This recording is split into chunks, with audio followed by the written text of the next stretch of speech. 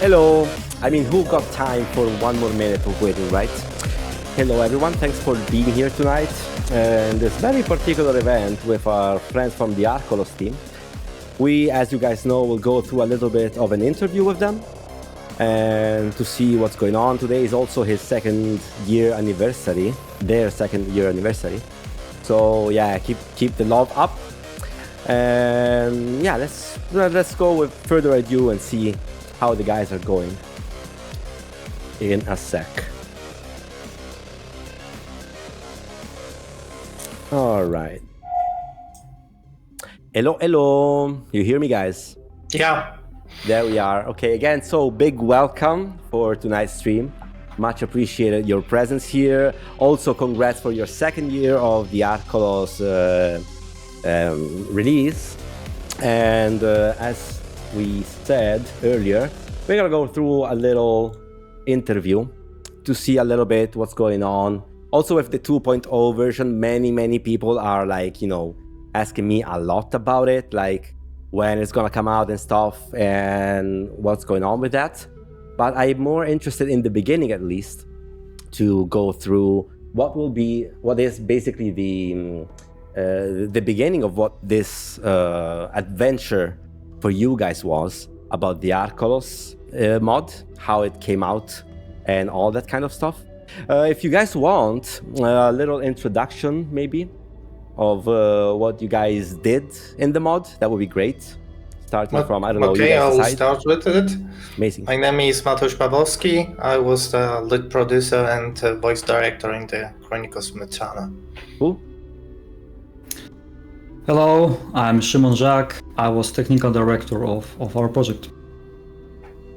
Hey, I was Jakub Tomczak. I mean, I still am, and I was game director for the Chronicles of Myrthana. All right. Again, big thanks for you guys to be here. Much appreciated. A big cheers for you and everyone in the chat being here tonight. And okay, I would just say that, I mean, I was very impressed that your guys' mod won even the game of the mod of the year reward from I mean a very particular point of view. A game like Gothic that is kind of it's kind of old. It has 20 years, so it's kind of mind blowing how such an old game with a great new mod could win such an award. There were a lot of competition win that award, and I'm sure that it wasn't easy to pull that off, but definitely it was a huge success. Do you guys have any insights to share about that? Like, were you guys surprised, or you were like expecting it? Well, we have to thank to our community because they voted for us. I think that's the only reason why we had won that award. Yeah, the answer from the community was huge, I must say. I saw the numbers. I was like, what the hell, dude? Like, it was pretty mind blowing. And so, I mean, I think that the fan base of Gothic is very strict, and if they get what they like, they really love it, and they really appreciate what they get. But if you do something wrong, they will pursue you for the rest of your life. And the weird thing about this is that you can't make everyone happy, of course. So on a side of it, you have this big appreciation, but I'm sure there was on the other side somebody, like, as always, complaining, or you could have been doing this better, or you could have been doing this instead of that. All of the kind of stuff that is kind of common when such a big project gets released. So I'm sure that, I mean, it was also the case for you guys, but yeah, I mean, at the end of the day, the numbers talk more than any words.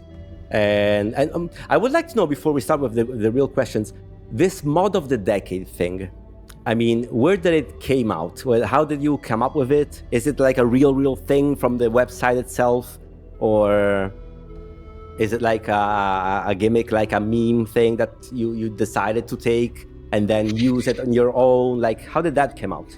The mod of the decade. It's half of the both, I guess. It was part of the like the first award, Mod of the Year, we received it on a ModDB, and later, I think, like next year, a few months later, there was a contest for the best mods of the decade. Like, so it's a real thing.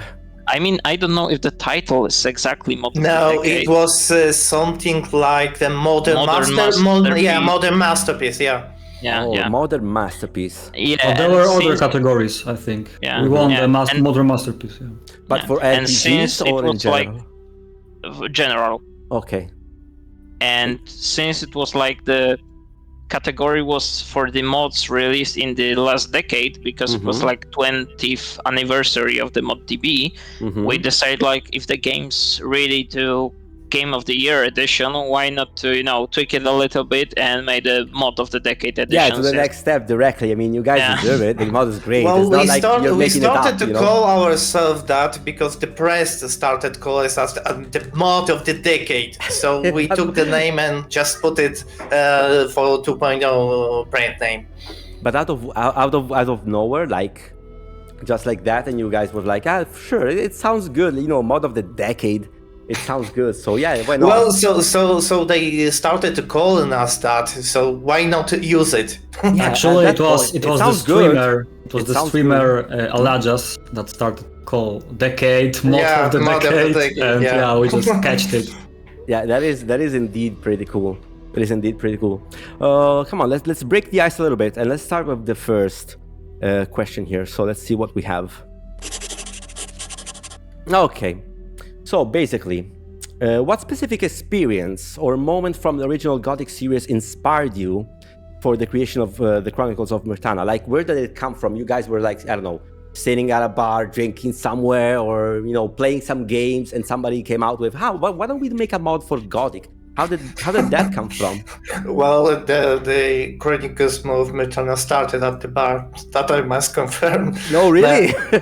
Yeah, but in a long shot, I don't think we have a specific moment from the series that we were taking inspiration from. I think it will be most for what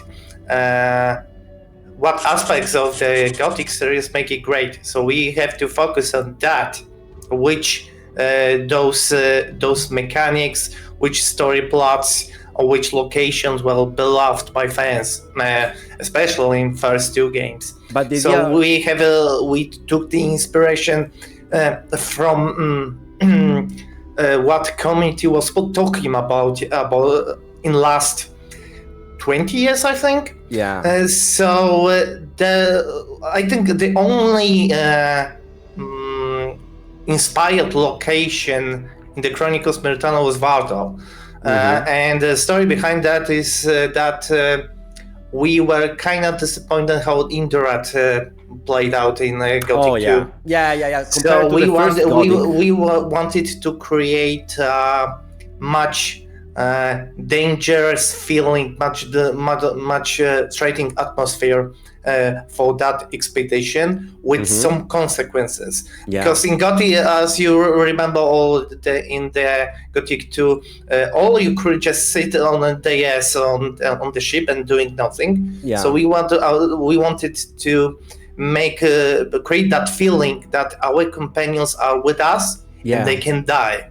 Yeah, like the entire crew is doing something like activity. So like I think if we talking about specific moments from the original Gothic 1 and 2, then there will be some kind of inspiration for Vardal, but we truly were inspired for that location from the Darkest Dungeon game. We are a huge fan of the series, so that was the inspiration of Vardal. I think Jakub could say more about that. Yeah, like whole game, our point for whole game was to pick the specific feelings the player can get.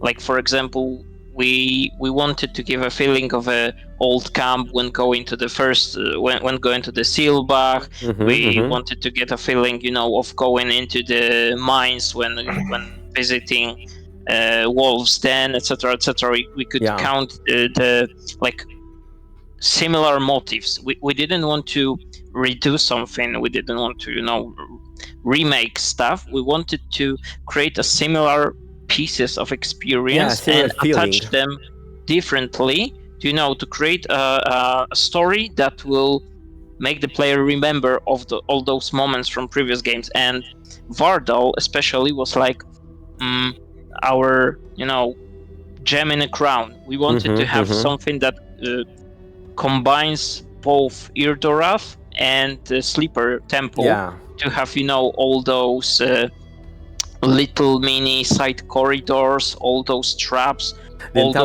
discovering all this shit, like you're finding stuff. I liked a lot how that thing developed, by the way. That is actually, I wanted to talk about this later in the interview. It's like probably my favorite moment in the game. I call it the Indiana Jones temple moment, like when you go there and you start digging and stuff, and then people disappears and you're like, oh, where the hell did this guy go? And he's dead, and you go back where the camp is. That place was very cool. I must admit, it's probably my top 3 favorite moments of the game. The entire setting is cool. I don't know what's going on there with the ghost. Let me just, as a side note, there is some ghost there that appears, maybe to spook people only. I remember seeing that was the point, that it's just a spooky moment. A spooky moment. Very good lights and shadows. With its graphics and with lightning and with shadow and with darkness and with like this claustrophobic feeling, like the camera is really attached to the player character properly to have those horror moments when you're going through a door or something, and we really wanted to use that in Vardal. We thought that old games, like for example on Source Engine, also have this, that they have a potential of this uncanny vibe that you're playing through the game and you're seeing something and you're not sure if this is bug, if this is supposed to be like that, and you're not only scared like someone is trying to scare you, but you're like in a real life scared. The entire setting, okay? The entire setting is like it is impressive. And if at that point of the game you totally got immersed already, because at the beginning you start the game and stuff, and the sailback moment is very epic. I like that a lot as well. And the thing proceeds, and at some point when you get there, it really delivers the entire. You even care for your companions, and I actually felt kind of bad that some of them died. I think it's not like something that always happens, right? You can like prevent that. Not everyone. There's achievement for that. It changes depending on how you play the game. That's also a cool thing about Archolos, when you can decide different outcomes that will matter, and we will bring more about it later. That was pretty cool. So let's say that it came almost. I would take power of words out of it. It came almost out of a bar drink thing. The idea to make Archolos, let's say. That is, the best stories start with alcohol, right? And you never hear a story that started that is great and we were drinking water no. It always starts with the bar thing, the pub thing. So I guess that it makes a lot of sense in that regard. And this one is pretty cool. Okay, let's go to the next one then. Allow me. Next one is.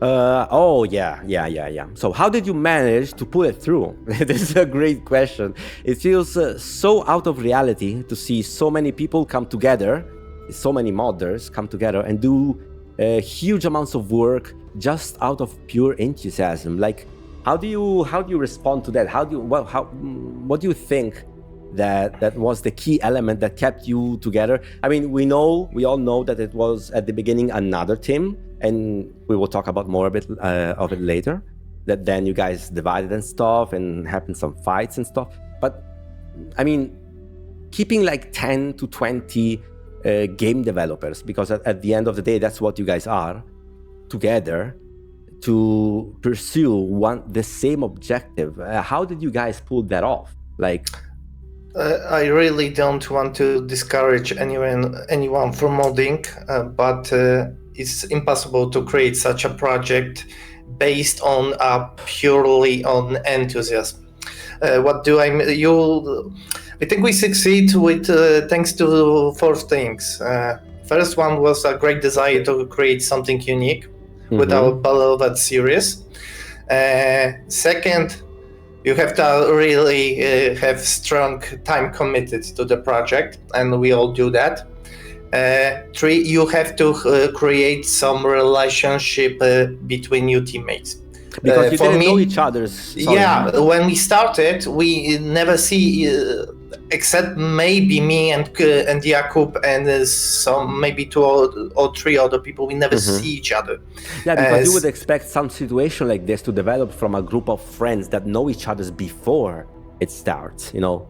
So well, we met in we all met at the History of Corinthians. We will talk about this later, but we don't have a really close relationship with each other. So at the beginning of the project, we knew that pure enthusiasm will be not enough because there will be time when the project fatigue will set in. Yeah, and when sure. when it does, it's really hard to convince someone to stay in the project. If motivation is key, right? Yeah, if you really have only work type of relationship, you cannot convince someone to stay in the project. So we have to. So at the first months of the project, we really focused to create some relationship between us. So we make some meetings to exchange our ideas, to know much more about ourselves. So that was our focus in the I think in the first 3 months of development. And I think the most important ingredient in all of that was luck. We have a lot of luck in the when, of course, there were moments where we have about lack of luck, but when we are on the key elements and on the key moments in the development, that luck magically appears. For example, that's very good. It's the spirit of Gothic. Let's call it that way. For example, the lockdown itself turned out to be a blessing for us. Because in that period, most of the actors were available. So we took this chance to maybe we can convince them to take part in our project, and it worked. Even Michał Klawiter, which is a voice of Marvin in the game, guy, said to me, to be honest, if there weren't for the lockdown, we probably would never have started working together. So we have much luck in many aspects during the development time. I mean, there were always also downsides, I'm sure, but the luck, you say, was better. It was more. Yeah, more to be honest, luck was the key in all of this. If you tell somebody, how do I make like a big mod for Gothic? You need a lot of luck. It's like, okay. I mean, it's with everything. Like whatever project you start, whatever you try to do needs creatively. Hard work as well. Yeah, it's sure, but like, it is not enough to have a great idea, to have cool people, and to start working. If you won't have any luck, it will just get worse and worse and worse. Like, I would say that basics to do a project like that is have the first rule of cooperative creative work, and to always treat your ideas, all of your ideas in a project, as a common good. Like, there's no idea is yours personally, and you have to agree that everything can be deleted, everything can be changed, and you're still doing the project. Because I see it very often on the forums or on a Discord or something, that people say, I have a great idea for the game, and I'm searching for people to do it. Nobody will do a game for you. No, it's going to be super hard to find it that way. Because what I always say, if that people has the skills to do it, they will probably do their own thing. They will probably be focused on their own thing. So it's really hard to go and say, hey, can you program and do this kind of things? Yes, but I'm busy. I'm doing other stuff. So when you find this group of people that is willing to follow like a common goal. And this is already the hardest thing, in my opinion, the common goal, because everyone has its own like idea and everyone wants to add his own thing. So I'm sure that you had a lot of discussions through the years where people maybe wanted to add something and you guys, maybe the majority said, no, it's not a good idea, or yes, it's a good idea. And from there to bring it to the final realization of the thing, I mean, it needs also a lot of discipline. I think a lot of discipline is also a thing, together with the luck for sure, as you say. I agree with that. But you know, seeing the final goal in front of you and not losing, not, how do you say in football, like not leaving the eyes off the ball. You know what I mean? Like, yeah. This is what Pavok talked about, because oh really? This is not a project where you can work an hour a day. You have to be heavily involved, consistent. Even if you are tired, you know, to progress with such a project. Yeah, it was like a second job. It was like a second like job. It was for me. It was over 8 hours a day. God damn it! I think we had to learn to trust each other during this process. So if someone has some idea that not especially that I don't like especially, so I have to put the trust that other guys will make it work somehow. So I just accept. Okay, you want this? I trust you. If you think that will work great in the game, so just do it. Okay. Yeah, but at some point you had some guidelines, right? Like you had to follow some sort of path, because I mean, this is a. Like connecting two words. On one word, we are friends and we are all equal. Like in a team, we are all equal. Nobody was like a boss of someone that I can fire you or someone or something. But at the second level, all of us had to take responsibility of some aspects of the game. So, for example, we were equal in a team, but Pavlok's decision was final if it comes to voiceover. So, for example, I had different ideas for some actors and roles, but since he was a voice director, I had to agree that his word is final. I can try to talk with him, discuss, but it stays that way. And if Shimon had some ideas and some comments on the code, what we can program and what not, I could try, say, maybe let's try this once again, maybe let's try the other approach for this, but at the end of the day, he had a final opinion. But there wasn't like a one person who is chief of everything. I was directing the game, but I was never like trying to throw my ideas on the other over somebody else teams and saying they have to do everything they can. And it has to be that way. It was more like having a vision, right, of everything. Just because in a non-profit work, in non-profit work, you can't do something like that because people will just tell you, "Okay, I'm done. I won't do it. I'm just that's off." the worst case scenario. Like when you lose somebody like that. I guess it happened to you guys as well over time that somebody just quit or couldn't handle anymore. But the point is that there must be, and as you guys said, there was some sort of hierarchy. It must be there. I mean, a full democratic, like really everyone counts like everyone else situation. It's kind of utopic. So at some point you needed to have some hierarchy.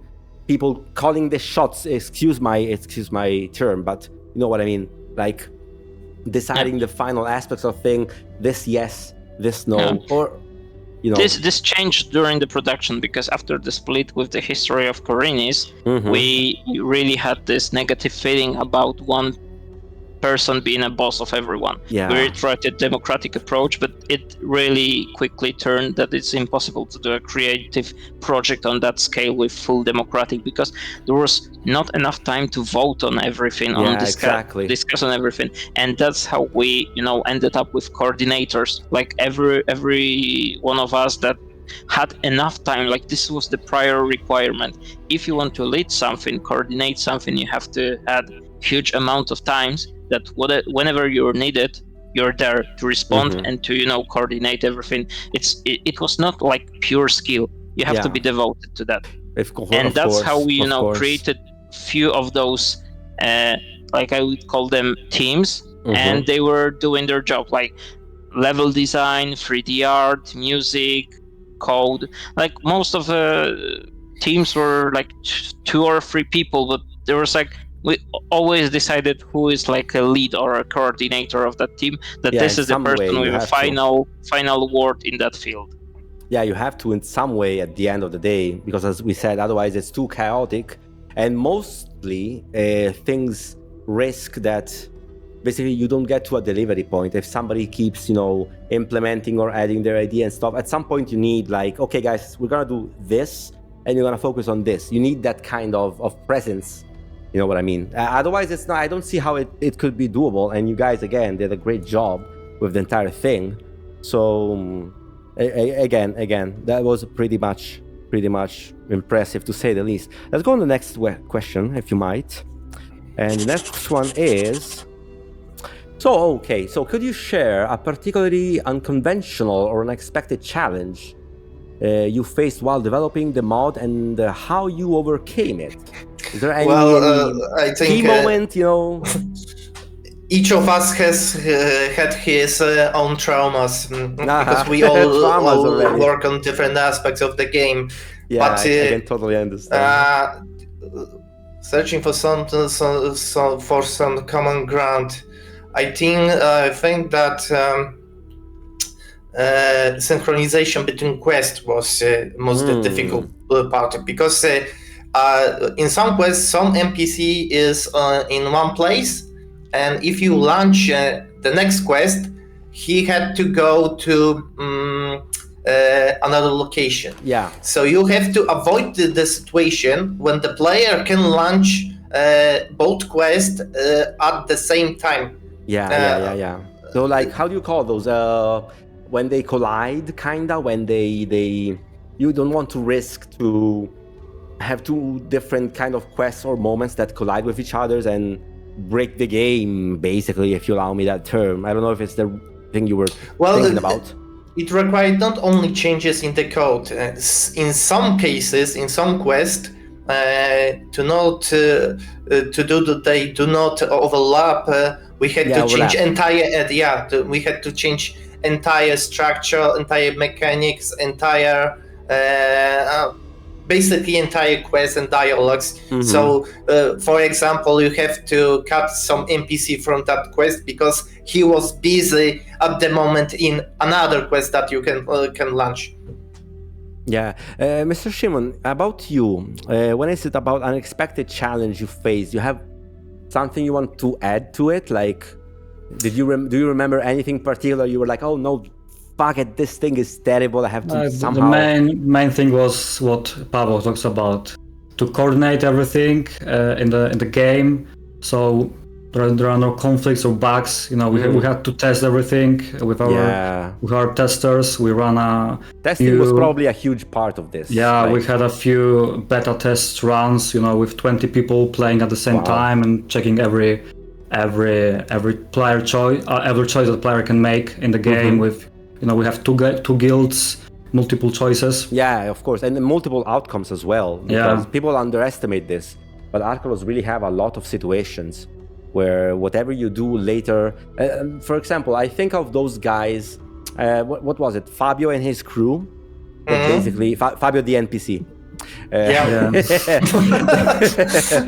And basically that he appears there at the wolf's den, and after that he goes to the swamp, or maybe not, and at the swamp they die, or maybe not. So all of these things, like, you have to look, how do you say, like, have not a future eye, how do you say that, like, foresee these kind of things and avoid them from breaking. I'm sure that you have to take care of it and have it always in your mind what can happen, right? And it's so much stuff. It's so much stuff going on in Archolos. I mean, I played the game, I enjoyed the shit out of it, but I think I don't know, I discovered 40-50% of it. I never played the Don't Hate Me. I never played the Guard Guild, because I was like, I played the Merchant Guild, pretty cool. I'm gonna wait for the 2.0 to come out, and then I'm gonna do the the Guard Guild. It's gonna be like tomorrow or next week, so easy. And but no pressure, of course, but that was my feeling about it. If I can add something else Sure. to that, cutscenes were highly Foresight, problematic in Gothic, and Milo, which was responsible for those cutscenes, did a tremendous job here. So I remember every time we came up with cutscenes, he was very enthusiastic about this. Okay. But he always did it anyway, and enthusiastic with some big quotes, like enthusiastic, like this, right? Like, really he complained a lot about that we expect too much of him, and I have to say we did. So after that, he will do those casts in any way, and in the end, he gratefully declared that it came a pure excellency. So it was a wheel that was in every month when we tried to implement. Very well oiled wheel. How do you say that for the gears? Like it just works, and it works good, and so you can't really complain about it at the end of the day. Let's say. Okay. I would just add one more thing to that, because with testing, I think that huge help was we adopted some methods from another Polish developer, 11-bit Studios, which you might know from Frostpunk or This War of Mine. I had the pleasure of working with them for a moment. And focus testing for them, and this experience allowed me to use that in the Chronicles, and we took their system of focus testing and applied it to our game with Google Sheets, where we checked all the possibilities, or we prepared list of testers, and Google Forms for all the questions regarding all the aspects of the game you have played, to the point that our testers really was sneaky playing. They were playing the game and not telling me they're playing it, because they didn't want to do the sheets and forms, because they were so happy about playing the game and so bored about filling all those forms. But those forms really helped us, shape the game, because if you have 20 people or 40 people playing the same part of the game, you see how differently can they approach, and how differently they understand them and see. And I think this is a real problem in a lots of mods and fun projects, that people create content that is understandable for them and is cool for them, but they don't really give it to the people to see how it goes, and they're not prepared for the critic, because after release of the Chronicles, we still heard a lot of critic about some quest design, etc., and we tried to fix it in the patches, and we tried to fix it in 2.0. But you have to create a line. What is a feedback you want to use, and what is just a pure critique? And you have to, at some point, you just have to leave it. At some point, you can't take everyone and make everyone happy. This is what we were saying earlier. You kind of have to take the sum of the things and focus on it and say, okay, so this and this and this we can do, this and this and this we won't. It's not even we can't. It's we won't, because of course, as any big projects like this one, you really have your own point of view on the things, on how you want things to be developed. And so I get your point. You kind of I agree and want to understand where some issues are, but there's a difference between issues and preferences. You know what I mean? So at that point, you really have to take draw a line and decide what's in and what's out, basically, if you allow me. Well, there is a thick line between that the players want and what we want. I want to remember that this is still our game. This is still our vision.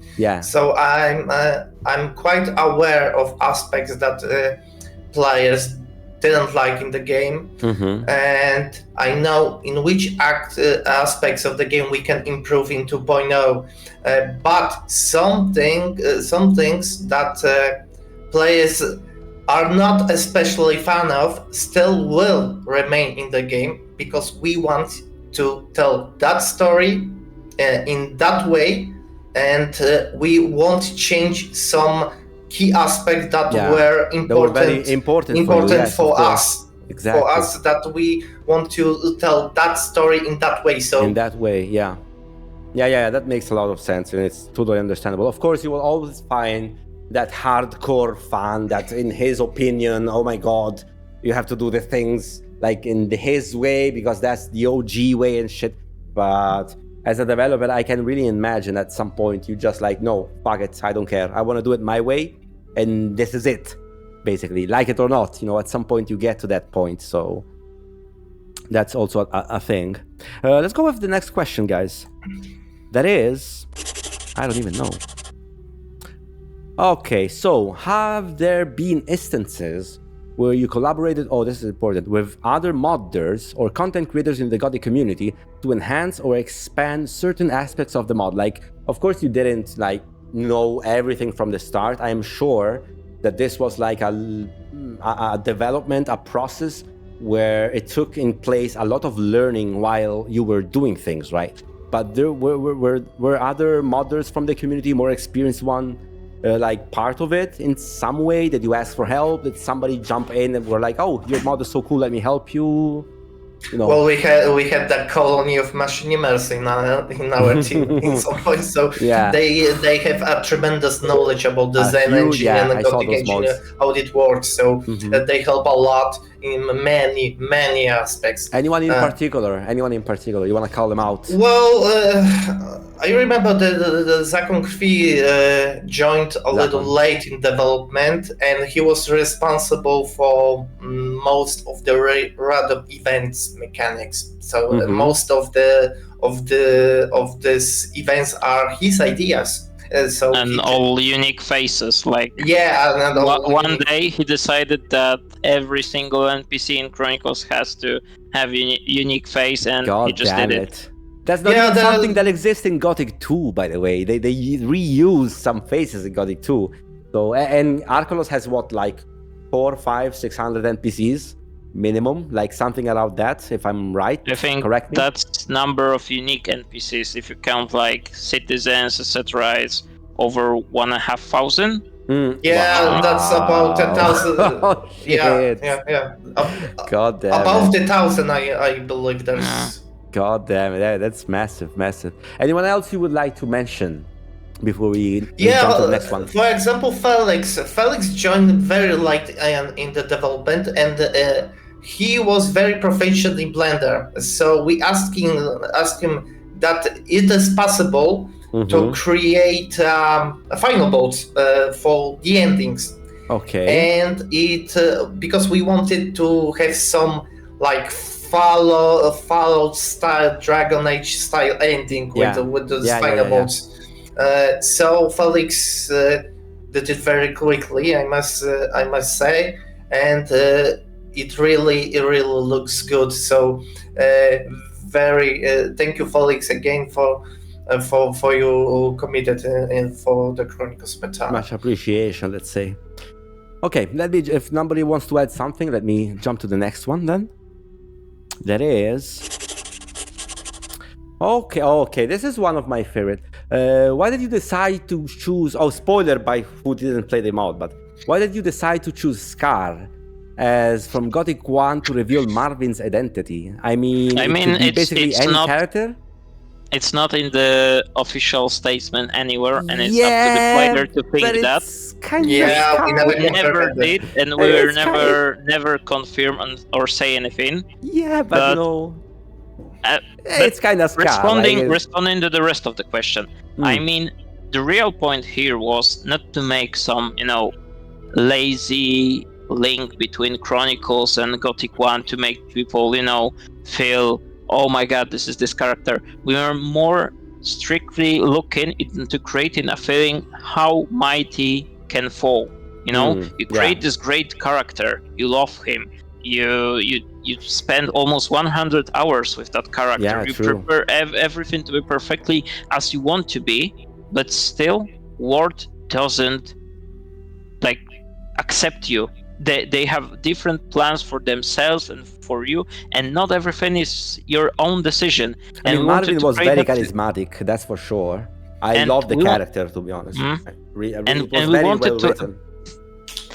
We wanted to embrace that feeling that at some point your story ends and you're just an NPC in someone else's history. Like Marvin had his spotlight, but at some point his story ends.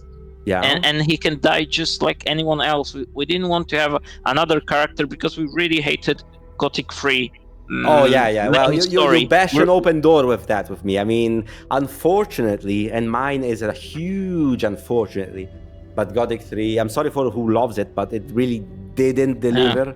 So I get what you say. I get what you say. They just changed Nameless Hero points of view entirely, like what he thinks about the world. He's either like psycho killer who kills everything and helps Beliar for some reason. Somebody else. It's like somebody else. Yeah.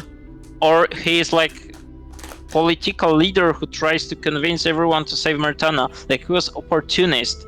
And we think that those characters that are opportunists, Marvin is also opportunist. He maybe isn't like plain evil, especially at the beginning, but he's opportunist. And I mean, Marvin is a nice guy. Marvin is kind of a nice guy. But he tries to make the ends meet. He wants to make something out of the situation. He wants to survive. He's like in a trailer. Most of all, he's a survivor. Yeah, and he survived Archolos, and he made some good decision there, bad decision. But he's not a real good guy. He's not a hero. Well, coming back to the ending, I think that so many people dislike that ending that we decide for is because they like Marvin, and I think we done a really good job with creating this character. You don't agree with his fate because you like that character and you want to for him all the best. So all the best, sure. Yeah, so you disagree with this because you like him. Yeah, but I mean, Scar wasn't like and that was the point. Our main point to if you like the main character, then you will immerse in the game. So I think we have done a good job in that. No, you did a tremendous job of that. I also wanted to speak about this, like later on. One of my favorite moments, for example, in the game is when I only play with the merchant guilds, for example, but when with Lorenzo you speak and there's all this talking about the royals coming. I mean, the entire setting of Archolos is so the entire storytelling, it's so much different also from Gothic 2, if you allow me, like in a good way. Like in Gothic 2, it's like, yes, I'm playing a game where there are paladins, where there are mercenaries, but in Archolos, you get this feeling, at least for me it was like this, you get it to another level, like you really feel, it's like living, Game of Thrones, the series, when it was still good. And everything that comes in has like an impact, and you kind of fear it because it's so well done, it's so realistic, that you say, okay, these guys are bigger than us, like on a social scale, that when they're gonna come over here, they're gonna fuck us up. And I had that kind of feeling with the Lorenzo Guild and everything about the Royals Guard, for example. And this tells so much, if you ask me, about how the entire story was very well written and very well explained, like it unfolds in such a good way. And these are one of the things that still baffles me. Like I still don't understand how you guys did it, and you guys tonight are like, it was luck. I'm like, okay. Well, I have a little controversial opinion on that because I think the Gothic was never good at storytelling. Neither Gothic 1, neither nor Gothic 2. I see. We want to focus on some different elements creating the story because Gothic 1 and 2 is focusing on very epic moments. So we have to destroy the demon, we have to destroy the dragon. We are the center character in the war of the gods, and we ask one question: what is going on in the other parts of the world, and how do they react to the situation that is happening in the center of the events? So we wanted to tell the story that isn't really focused on the war, on the chosen ones, on great heroes that have an impact in the war. So our approach was to tell a personal story and with that personal story, see how the world reacts on the main events that are happening on the continent. So that was also, we have some themes that we wanted to share with the players. For example, the refugee theme is a major part in the first chapter. Yeah. There are a few themes that we used to just tell the story. Yeah. I mean, in the first chapter, for example, to pick that from you, I liked a lot how everything starts, the entire ship thing, that you are just like a refugee and then you get kicked out of the ship from the guys. I liked a lot the entire backstory behind that slowly unfolds while you proceed, and you'll discover how they got on the ship, the thing that they had to dig the grave of their own mother to get the amulet to pay the guy so they could get brought to Archolos and stuff. So yeah, I mean, on that point of view, if I may, we didn't tell some things on purpose, because when the player starts to have their own theories, they will talk about the game, and I think it is more fun for them to create their own ideas. Yes. How some events just turn it on. So we never say what happened to, for example, we never said what happened to Marvin's father and how he had died. Yeah. Because we wanted, it was a blacksmith, right? We wanted to player to use his imagination, what could occur before the start of the game. And that is one of the best ways to fill the gaps, if you ask me. Like, leave the player the opportunity, the chance to like make it up by what they are seeing and what they're understanding of the game, and they can, do like 1 + 1. Like, oh, so this is this, and it ends like that. And that's also a very good thing that you managed to deliver. That's for sure. But we can say Marvin is Scar, right?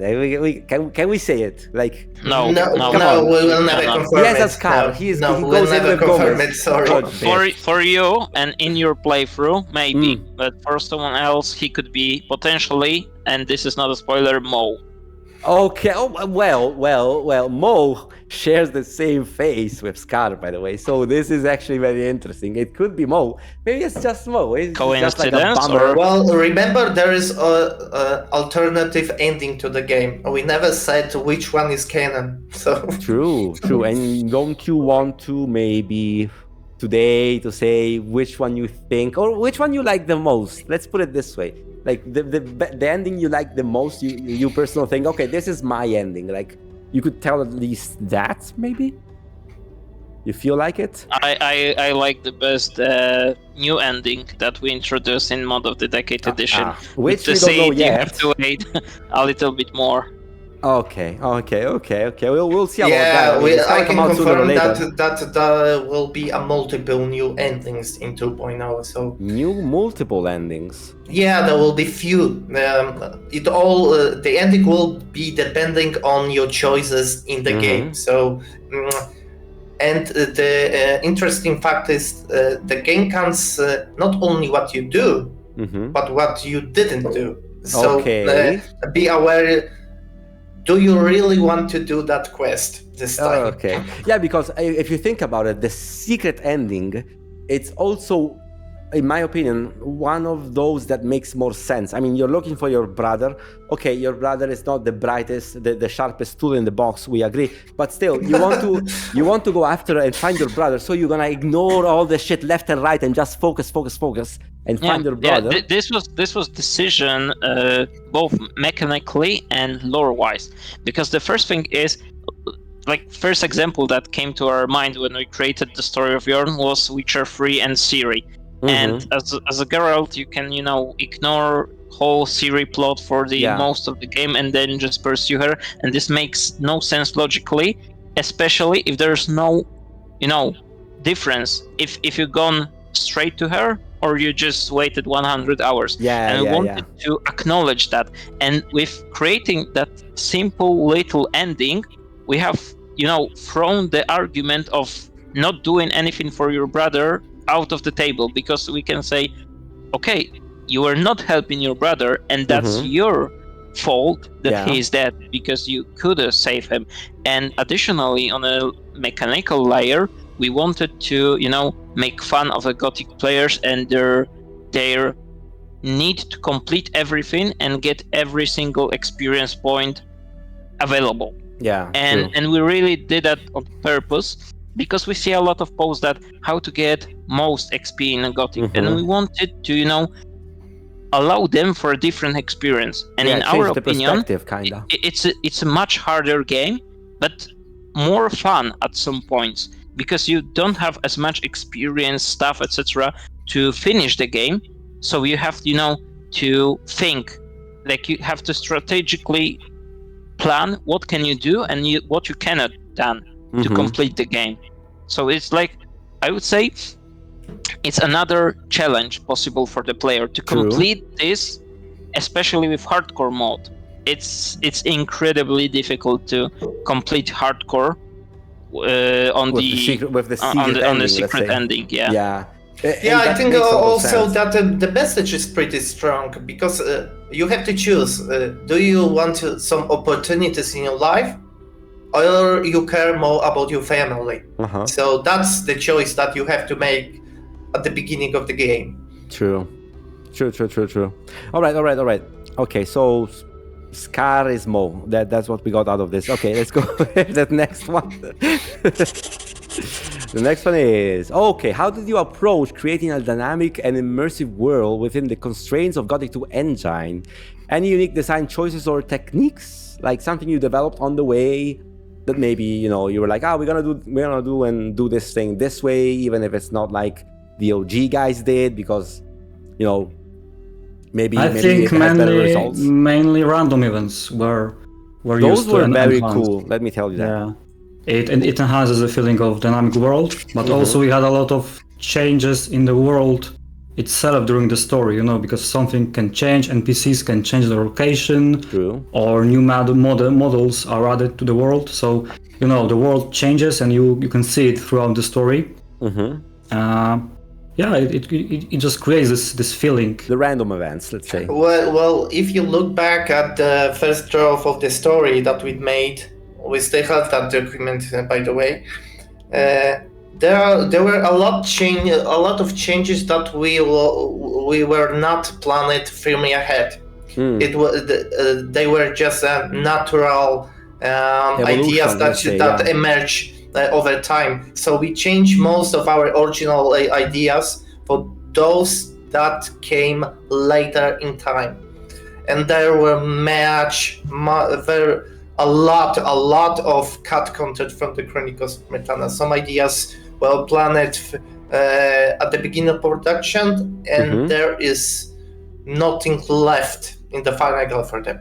I see. You want to add something about the cut content? We also talked about this earlier. Like there were some stuff that didn't make it in the final mod, in the final game. Well, I don't want to call it mod. It's a game. That depends at what part of the development cycle we're talking about. I remember that at the beginning of production, we had that idea that Volcano and Archolos will be a playable territory for the player.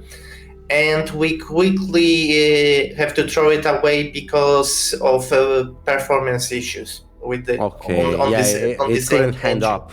It was just too much open terrain for the engine to handle it. So that idea was quickly scrapped. There was talking about detail is hard. I remember that Kurt in first draw was a completely different character and had a completely different role. I think he were supposed to be the chief of the guards in the city, something like that. We changed that very very quickly during development, but that was the first idea that we have.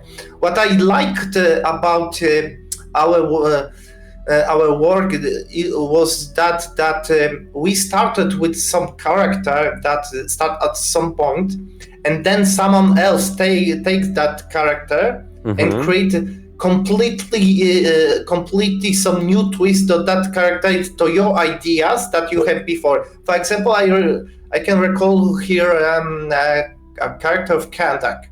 Okay. I had completely different idea how to end his story in the game, but Jakub took this character and and mixed it with some of the main story elements and created a very satisfying redemption arc for him. I see. So there's a lot of examples of that kind of characters, that someone start with the point A and someone else took that character to point B. So for me that was I think the most fun experience in the whole mod. Yeah. It helps make characters more diverse, but like more changing alive, over the time. Yeah, and they have more dimensions there. Because if you start to think about your character, it's very easy to create your character to fit in a quest. So you think that okay, he hates mages, or he loves Nordmar or something, and he's very one-dimensional. And then you create whole quest about that, and it's boring. You know what to expect from them. But then another person comes and decides, okay, this character has that one feature, but I will use him in a different content and add to that story. For example, I like the story of a Duster, guard that doesn't like heights, but additionally, he really is very interested in explosives, etc. So he appears at different times of the game, and you know what to expect from him. He is really great with explosive, but he is afraid of height. And it's two things, and it's still not that much, but you can, try to create a content with that. And with each person going through the content, going through the characters, we build upon each other. And their stories are, greater and greater, and they, connect to each other. And this creates a believable characters. And believable characters create believable world in the end. Exactly. And this Archolos really managed to do it a lot. I mean, I think it's the strongest point of the game. Like how everything is very believable, how the even its own society makes sense on some degree. And also what you experience really makes you think, this looks realistic. Like if I was in such situation, I would do this, I would do that. People will react like this or like that. So that's one of those, in my opinion, one of the strongest points of the game for sure. Like hands down. Okay. And that's what I wanted to add about it. Let me check. I think. Okay, we're starting with the new section. And this is... Okay, this is an easy one. How do you feel when you see other mod developers using your assets, like armors, weapons, music, etc.? How do you feel? Well, as long as they follow the Gothic mod license, I really don't care if they use it or not. But personally, I like mods better when they have an original content. Sure, can agree. I know it's easier to use an asset from what is already made. So, but if you see some new designs, some new city styles, new buildings, that makes an impression when you launching a new mod. But if you're using just the asset for the original Gothic 1 or original Gothic 2, or the TCOM, that it's not just familiar, it's repetitive. Even as a mod as Archolos, where you made everything out of the blue from zero. No, we use a lot of assets from the original game, but we knew from the start that will be not enough. You have to make a lot of new models, a lot of new buildings, and when you're creating the game based on already existing franchise, you have to think that already work and add some twist to that. Because if you repeat one-to-one the old game that people love, that is not enough for me, to be honest. It could be interesting at the beginning, maybe, but after a while, you're like, yeah, I saw this already, I did this already. So you are actually, as a player, expecting to see something new. But as dads, if I can call you like that, as dads of Archolos, don't you feel like, I don't know, happy or pride if somebody, oh, look, this guy with this mod, he took our armors, how fun, how cool. Or you're like, nah, this guy, he didn't make his own assets. Like, what's your view about it? Like, the problem is that when you take an asset from another mod, it creates some inconsistency in the design, because that was our goal in Archolos. Even if we took some asset from original Gothic 1 or 2, we reworked it sometimes. And we wanted to have this consistency mainly in graphics. Okay. And if other mods are taking our assets, it just doesn't look that good. Yeah, it just feels weird, because I saw the mod that you have armors from Archolos City God in Korinis. Okay, it's kind of weird. That look weird because it looks weird. Just don't fit the stylistic of the whole city. Yeah, or even citizen clothes, same thing more or less. They don't really. Maybe you can give those clothes to, I don't know, upper quarter people and change all of them. But still, you're right, because Archolos is a much more modern version of Gothic 2. So you are right. You get that feeling that something is not right. I can agree about that. Well, that's why creating 2.0, we decided that we had to redesign some original asset to our style of graphics. So we took some. We already shown on our Discord how. What we made already, so some sorts from the Gothic 2 were redesigned for them to fit more to our color style.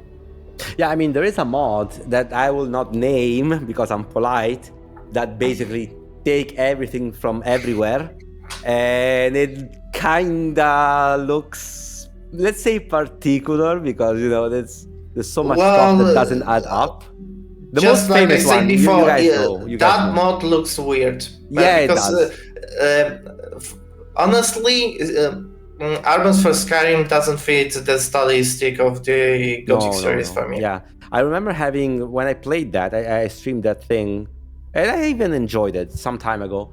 I had this very close friend who is very good with, remaking textures and stuff, that he basically removed for me all the Skyrim assets, everything. And he replaced it with other stuff. And I have to say, the mod looked much, much better without the Skyrim assets, that's for sure. So yeah, I would say that this is generally problem with Gothic community, that we are playing the same game for 20 years. We're so, used to seeing the same things that many people prefer to see something even a little bit new, different, and not matching the aesthetic that they're just so hungry for something new and for the different. sake of making something different, let's say. And we can see this with retexturing of the Gothics, like winter textures, or like some ultra HD textures for the grass and stone, and they don't have even, they're not even matching coloristically, and everything looks weird, but people are loving it because it's different. Because it's different, because it's new. We could say. All right. Let me see. Okay, what's next? Let's get to the next question. That is, have you ever considered doing Archolos in another game engine than Gothic engine? So instead of fighting scripts of 20 years old game engine, use Unreal or Unity and work there? Have you ever thought about it? Maybe mid-development, you were like, okay, guys, this thing is just too crazy. I'm losing my mind here. Can't we just do it on Unreal 4 and fuck it? Like, did you ever? If you would use another engine, you wouldn't play that. True. Because you want Gothic. You want to feel the same feeling that you felt when you were younger and played for the first time Gothic 1 and Gothic 2. So using another game engine will kill that feeling instantly. And especially that we already knew Gothic pretty well, the engine, and some of us had 10 years of experience modding Gothic. Yeah, so it's a shame was, to just throw it out of the window, let's say. We would need to learn everything, and also, it's not that easy as some may think. Just create a game. No.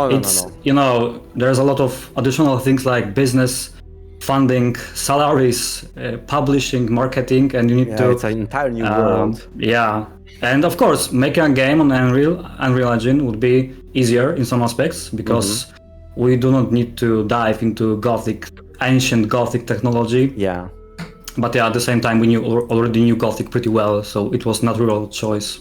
Well, I must say, after 6 years, some people still think that we are some huge studio that see each other every day, and we have a lot of money to invest to make another game. We are just a bunch of dudes that love this series and wanted to create something special. And big luck. Let me add that. Big skills and big luck. Yeah. More skills than luck. I mean, I don't really. It's not like I don't believe it, but I can't believe that it was all this luck thing you guys said. I mean, I'm sure it was there, but come on. We just don't want to tell the recipe for a mod. Okay. All right, let's go to the next one. The next one is... Oh, okay. Now we're getting the juicy part. So, 2.0. Why did you decide to make it? Weren't you satisfied with the original release? Does this come from someone complaining about the gameplay? Is it like your personal Night of the Raven, like Piranha Byte did with Gothic 2? Is it like... We are just addicted to doing the Chronicles of Myrthana. Aha, so maybe there could be a 3.0 later. Who knows?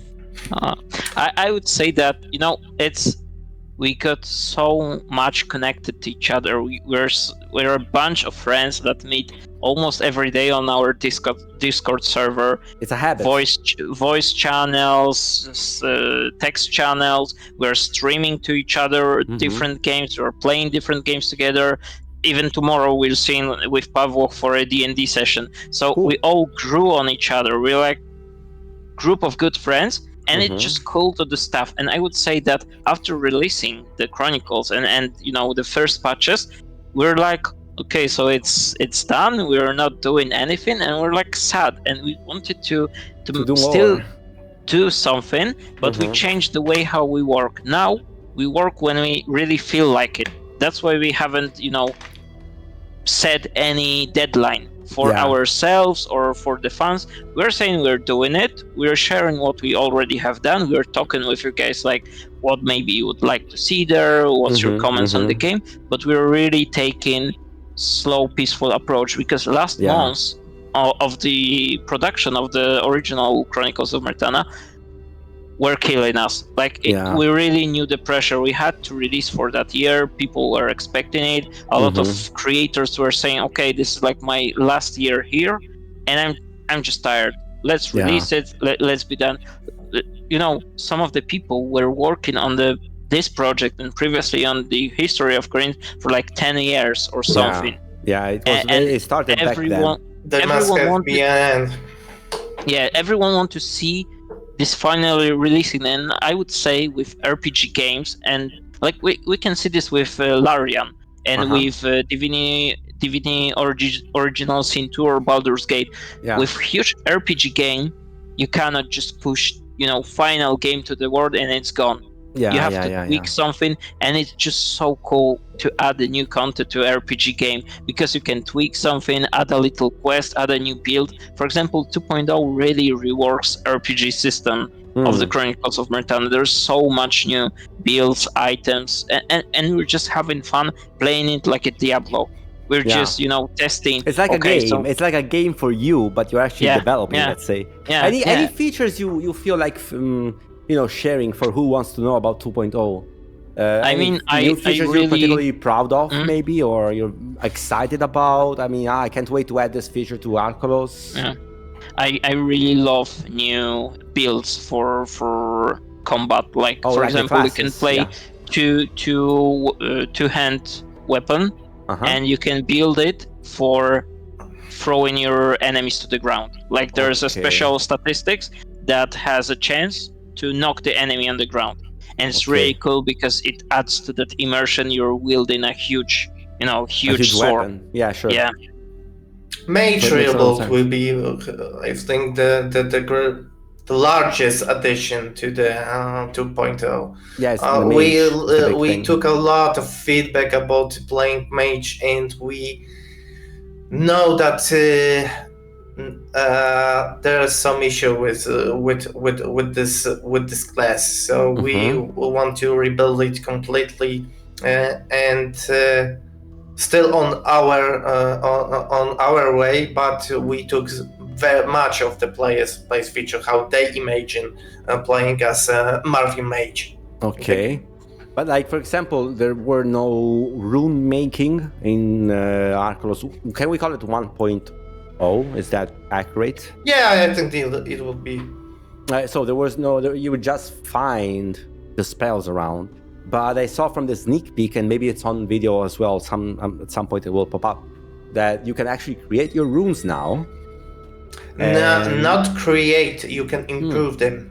Oh, so how does that work? Can you give us a little sneak peek about it? So you find the rune on the around as usual, let's say. Yeah, but you're learning the ways of magic differently. There's like a little quest line currently in the production, and my friends who want to implement that are still, attacking me for not writing it already. But generally, the idea will be you have a little quest line where you learn the basics of the magic. Okay. And at the final step of learning, still will be fourth circle. But after that, you will be able to learn upgrading the runes, and every rune will have unique upgrades and adding additional effects. So they will be runes with debuffs. There will be some runes with additional damage for special enemies, etc., etc. So like a more RPG approach to that. Okay, let's like talk if you want, in the specific, let's call it that way, for some spells. I don't know. I think like I like Ice Lance or Geyser, one of my favorite spells. Like if you upgrade Geyser, let's say, what's the difference? Is it like more of a damage system that gets improved, or you have different effects, or maybe the AOE is bigger? Or you shoot 2 or 3 at a time? Like, what's the deal? For most of the runes with good damage per cast, it's like improving mana to damage balance, because we're trying that the runes that are really spammable to have big use of mana before upgrading. And when you're upgrading, you're making it it's fast to cast, it's huge damage, but now it's mana, reasonable. And for the runes that usually were worse on that matter, that they were casting a little bit longer, they projectile moves slowly or doesn't, autofocus, and strafe to the enemy to get to it, we're adding additional effects, maybe a slowdown or something. And like it's a very run-to-run specific, and it's still not implemented, so we're just, still throwing ideas. So that's another point to say to you, that 2.0 is still far from completion. We're still thinking of new things that people who are, discussing on the forums or on a Facebook, that maybe will surprise someone by the end of the year. There's no chance, and we're still not giving any dates. It will take some time. Yeah, as you said, it's more of a friendship thing together that are working on this because they like to. It's not in the business mindset, let's put it that way. I have to say it clearly. What we promised before, we already delivered. The 1.0 was the thing that we promised to the players, and we deliver it, such as this soundtrack was delivered to the players. So we taking our time with 2.0, and we having fun with it. Because if we want to update or upgrade the game, first we want to have a feeling that we make it right, and for the second is that we want to deliver the best game that we possible can deliver to you. So that is our goals for now. So if you expecting that 2.0 will be released soon, that I have to disappoint you.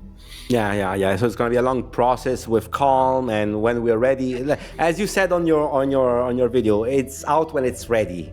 The statement that I kind of liked a lot. It was very fun. Out when it's ready is really, usually you have dates and things when stuff is being published, but in this case, it was pretty fun to see. That's for sure. One last question about 2.0 before we step forward. I played recently a great mod. I liked it a lot. And I think it's very underrated, probably because of if you allow me, bad choice of the name. The mod name is Dirty Swamp. I don't know if you guys know it. Yeah, we do. But basically, it has a very interesting way of making you use melee and magic and even archery by giving the player the opportunity of having a secondary key that will make secondary kind of attacks. Did you guys thought about something like that? Did you explored this kind of aspect? You think it's like reasonable, it's interesting, or you want to keep a more Gothic tool-ish I will keep it short. approach? I don't think it's a good idea to copy some ideas from other mods. Sure. That is our game, and we will do what we want to with the systems. Yeah, makes sense. But it's just like maybe as a we general didn't- idea. Not we copy really one-to-one. didn't want to rework the basic movement and combat systems. Like, we really wanted to have the players coming back to the game for like 20 years ago to feel the game move the same. We really wanted to upgrade on the quest system, on the RPG systems and stuff like that, but we didn't really want to mess around with movement the gameplay, or let's with say. combat. Yeah. Okay, fair enough. All right. Okay, let me go to the next one. That is... Okay, this is from some mod friends of mine that really insisted to have this question, so I'll read it to you. Will you ever release the source code for the modding community? It's a hard question. Our code for It's someone from outside, our code will be terrible.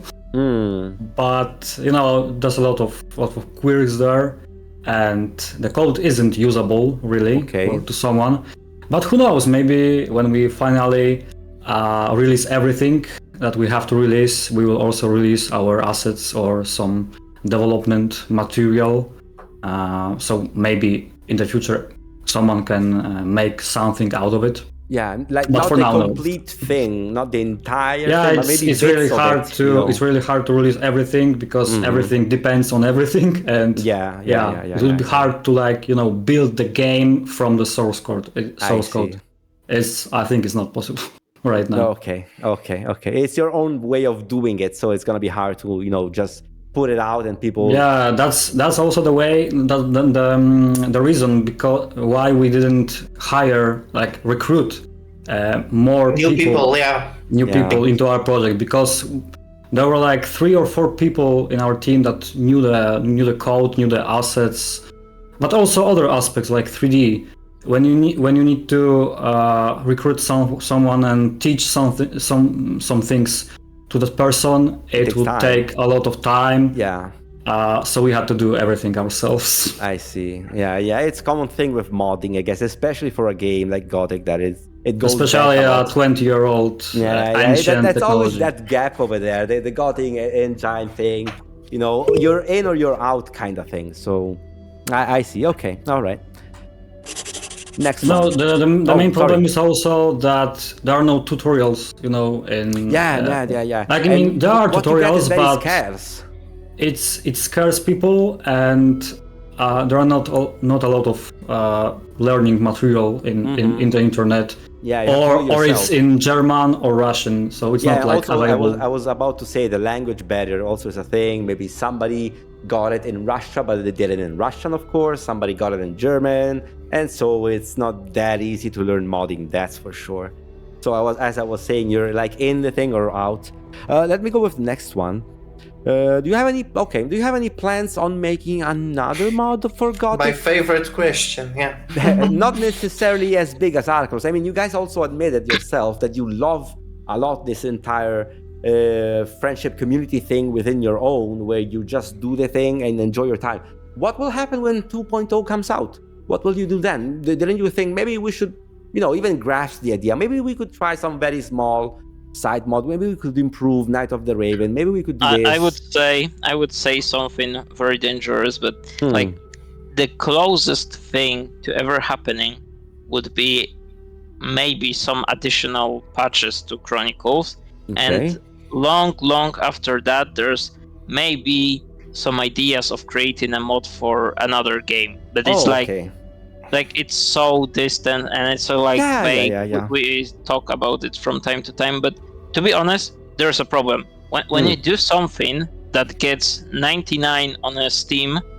It's hard to do better. Yeah, you mean? Yeah. People got so huge expectations after you do something good, and to compare the amount of work we had to put to create Chronicles. Yeah. And when thinking of it, like most of us are closing to the 30 or something, and when we were starting to work around Chronicles, we were like 20 or something. Yeah.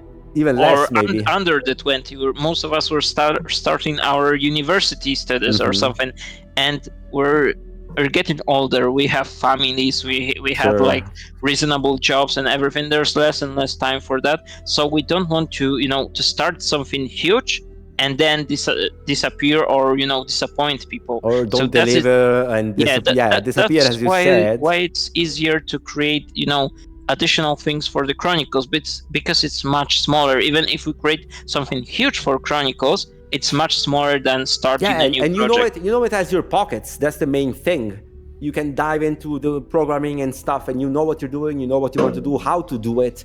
It's not like when you do a mod from scrap. This is my idea, at least. You also there's a huge learning process, wanted or not. There's a huge learning process that goes within it.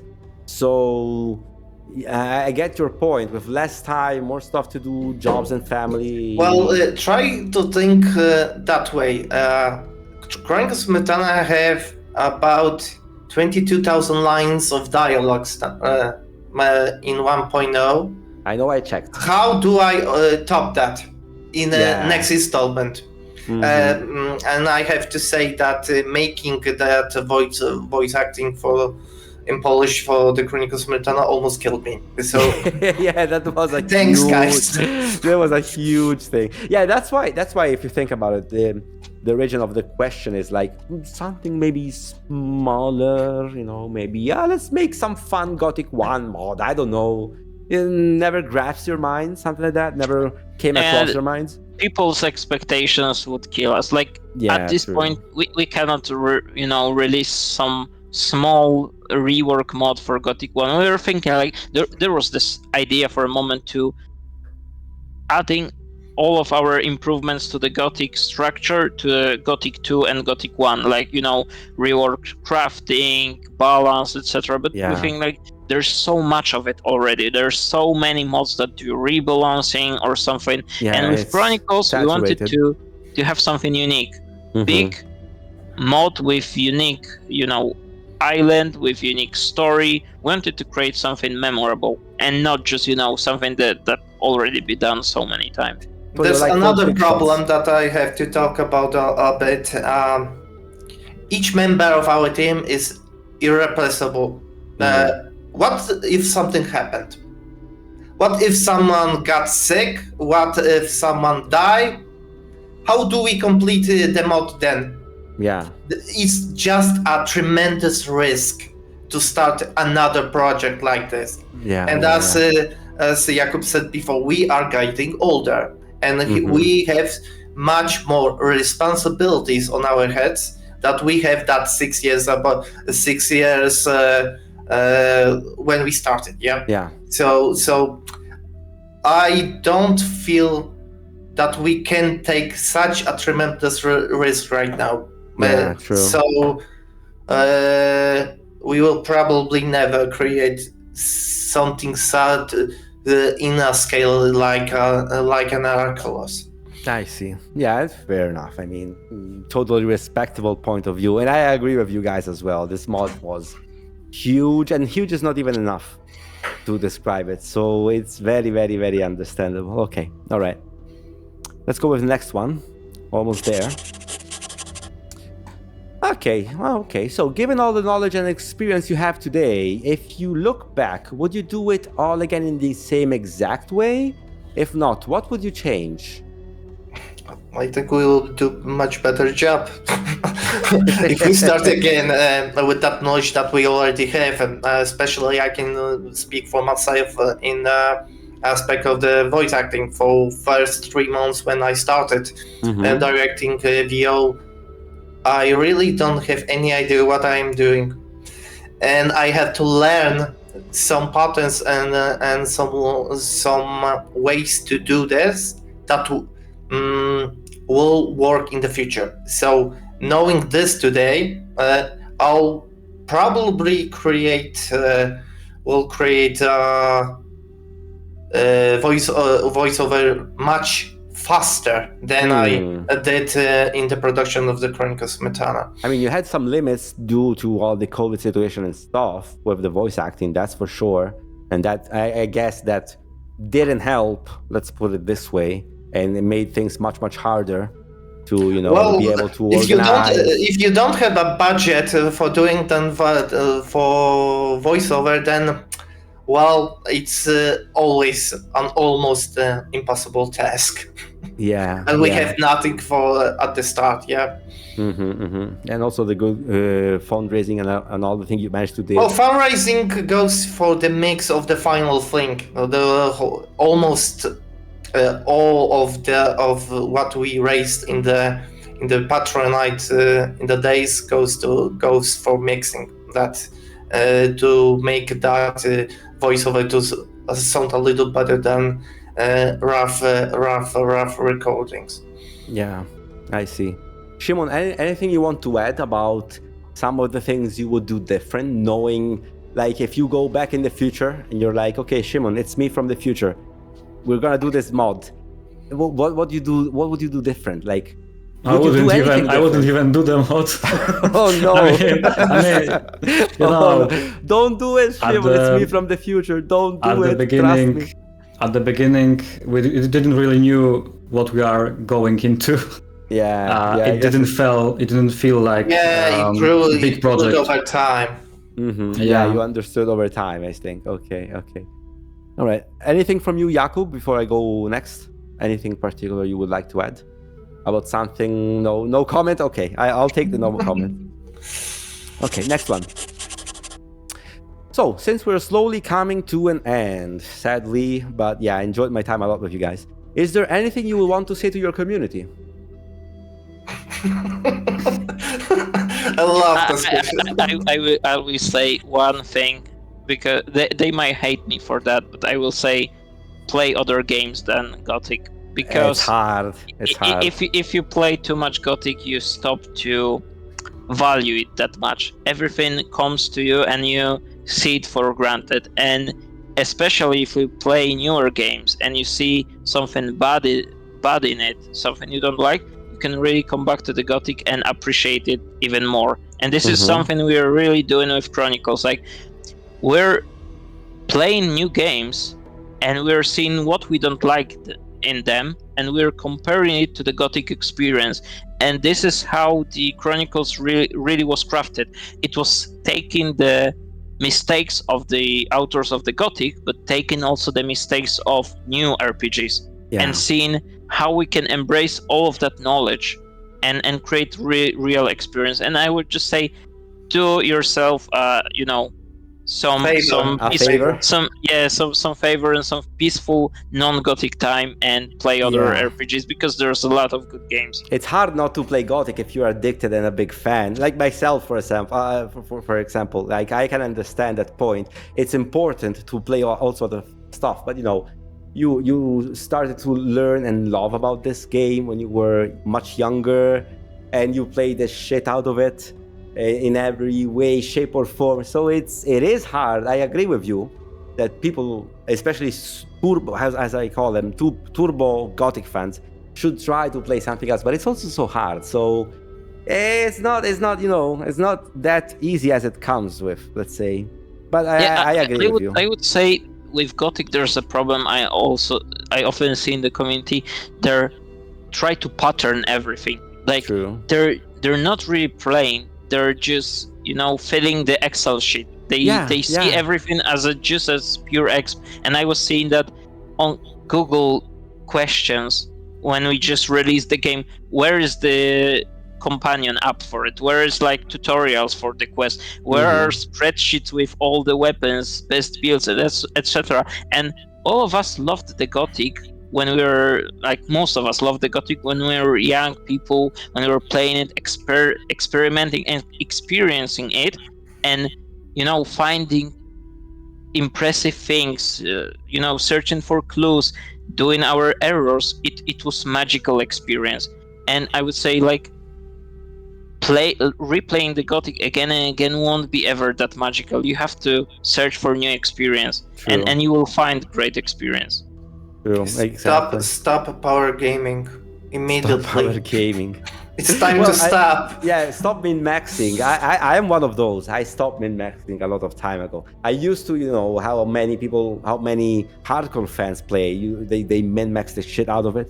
And I realized at some point it's not worth the time. So a lot of stuff I just let the animals live and go back later when I don't have to hit them 200 times. I'm remembering the most ridiculous comment that I read in recent years. That was, I want to play the Chronicles of Myrthana because I don't know how to min-max them. Okay. That was his argument. Honest, of course. But I mean, man, come on. Yeah, I can agree with that. All right. Okay, this is one of my favorites. So, how has the narrative evolved during development? Are there unexpected twists or turns that emerge during the storytelling process? Like you change stuff on the go, as you said earlier, like even for story moments, or well, we were testing every quest that immediately when it was coded. So we can see if, for example, chapter is long enough. For example, the chapter 3 was very short. We felt that it is very short, and we want to stay in this location a little longer. So we add two additional quests to make it a little longer. So that's how the plotline with Captain Beckett was born, for example. There were a lot of changes like this. Sometimes someone had a better idea than that there originally was. So we just rewrite it, change it. That depends. It was 4 years of our life. I don't remember every single change that we made in the main story or subquest. Of course. Yeah, but mainly you could say that also how the progression of the story goes. I liked a lot how Archolos did. That is very similar to what Night of the Raven did, because, people expect to have on each chapter the same amount of hours, the same amount of content.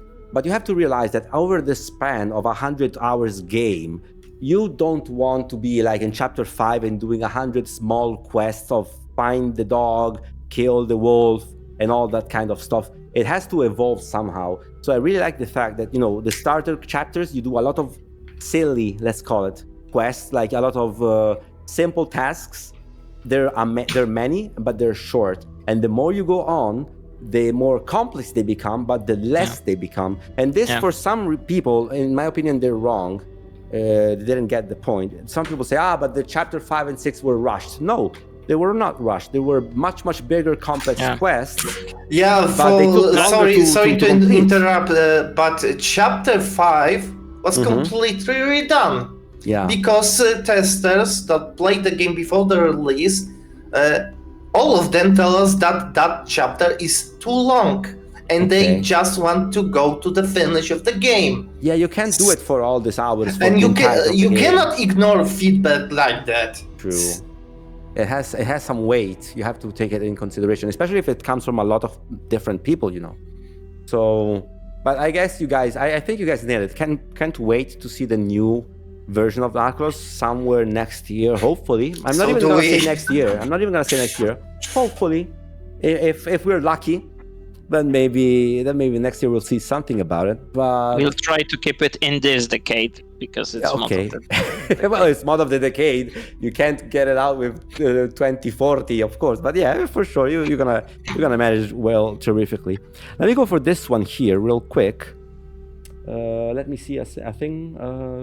Oh yeah, this one I really wanted to know something about it because a lot of people learn from different sources some different, let's say, truth about the story. I would like to talk a little bit about the Chronicles of the history of Khorinis. Sorry.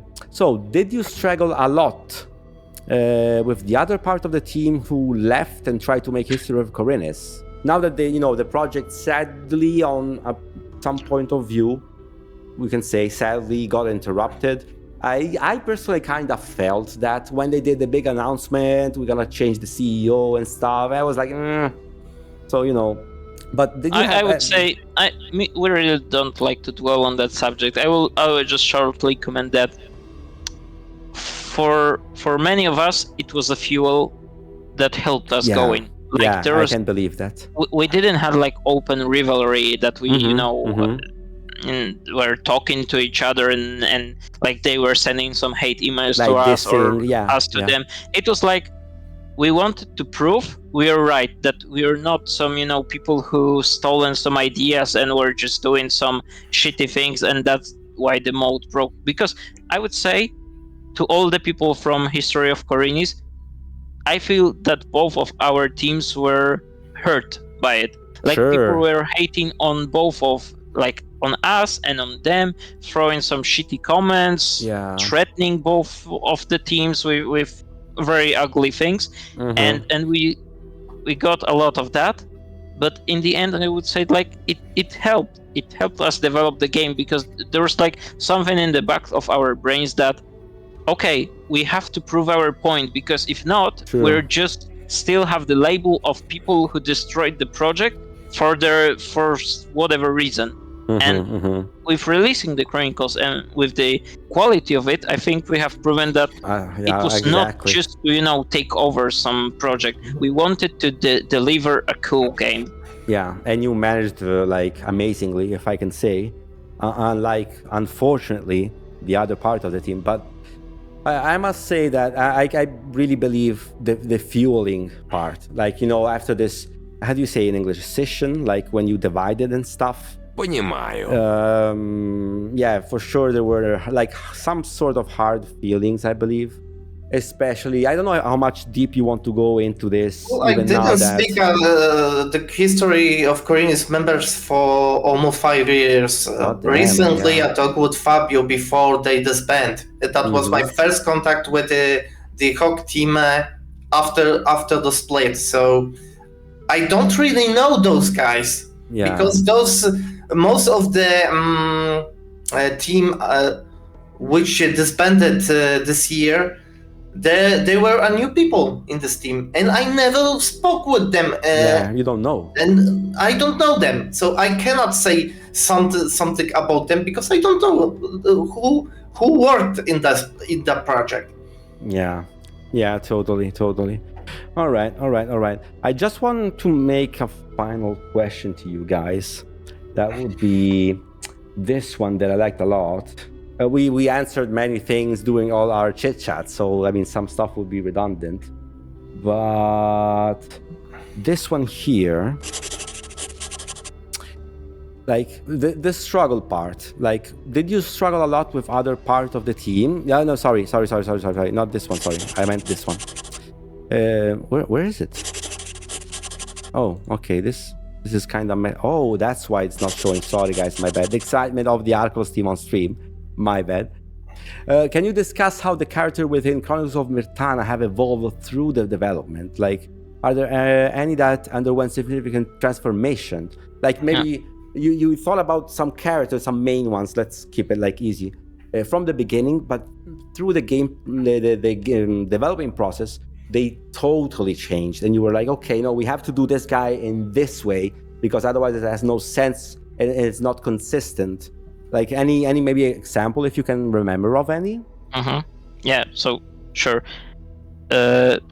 I would say that as example with Duster character, there's this path of adding a character element and then reusing it along the way and adding on top of that with next quest. So for example, I know that Pavel was talking about the example of Riordan. I was talking about Kendak. Yeah. But you write the example of Riordan, and a lot of characters were like, we decided that, okay, we want this character in a first chapter or second or the third. And okay, we knew some of his traits, some of his past, etc., etc. And then when we thought of the main structure, main quest, how the world changed along the way, we were thinking also, how would that character react to that? And this was how they were, expanding, evolving. That we designed a world, we placed our actors there with some simple thoughts of how they perceive that world, what they think about the world, and then we're changing the stage, we're shaping all the events, and then we're rethinking how they work, what they do, etc. And this really creates this cool connection between the characters. For example, this dynamic between wolf sons and water mages, when they're just can't believe what wolf sons are already doing to the very last moment. And for example, we created that dynamic that the player is deceived that the Volker is a good guy because some people are throwing shit at his house. He is, almost was killed in a terrorist attack, and all those things are happening, and we're always thinking, how would character try to deceive other people? How would character try to benefit from it? Because I would say, in the end of the day, this is a Gothic world. Like, the Gothic world is a place where characters aren't like evil or good. They're just very, egoistic. They're egoistic. They're doing their own thing. They're like caring only about themselves in some way, which resembles a lot to reality in some way. And this is one of the key elements that, in my opinion, helped a lot in making Archolos so good. Let's just say so good, generally speaking. Because, if I may, I don't like approach that many Gothic fans have, that if some character tells you something, that's it. He's saying 100% of true. He can lie. He could lie. He could use you. That's the point. So I often receive an argument. Well, that character in Gothic 1 say that doesn't exist, or that's looking like that. How do you know he knows about what he's talking about? Yeah, exactly. You just have to believe him, you have to be strict with lore as close it is possible, but you cannot be afraid to bring some new ideas to the table. I see. Yeah, guys, listen. I really enjoyed the time with you guys. I guess that I took enough time for this interview. I mean, all the questions that were throughout, very great responses and everything. Had a great time with you tonight, but I think we can call it a day. I think everyone is fine with that. Again, huge appreciation for this opportunity of having you here. Again, I had a lot of fun talking and, going deeper in what is the Archolos story, lore, and development. And also looking forward a lot, as everyone else, for the 2.0 that will come when it's ready. And I don't know if there's anything else you would add before we go, but I'm very satisfied with everything of it. Well, and again, I want to explain myself because Joker was the first person that asked us for English interview. No one ever asked for it, so thank you, that Joker. was crazy. When I was checking about it, I was like, "What? Okay, let's I played Archolos, super fun. I was like, yeah, but I want to know more. Maybe there's sneak and peeks and stuff you always find on the internet." And I was typing in, and it's nothing against it, but for me, it's very hard to understand. So it was like polish. I was like, okay, but did anyone even dare to at least make a question in English. It would be fun. It would be so nice, but nobody. No, did. true. No one asked. No one, even big magazines and publishers and people, you would expect from them, like, go and this guy is only the biggest mod on Gothic at the moment, like hands down. Nobody can argue with that. I was expecting to find something, and we were chit-chatting in your guys' Discord, and I didn't even think about making interviews. I was like, yeah, guys, did you do any English interview? I'm a poor Italian guy that can't speak Polish.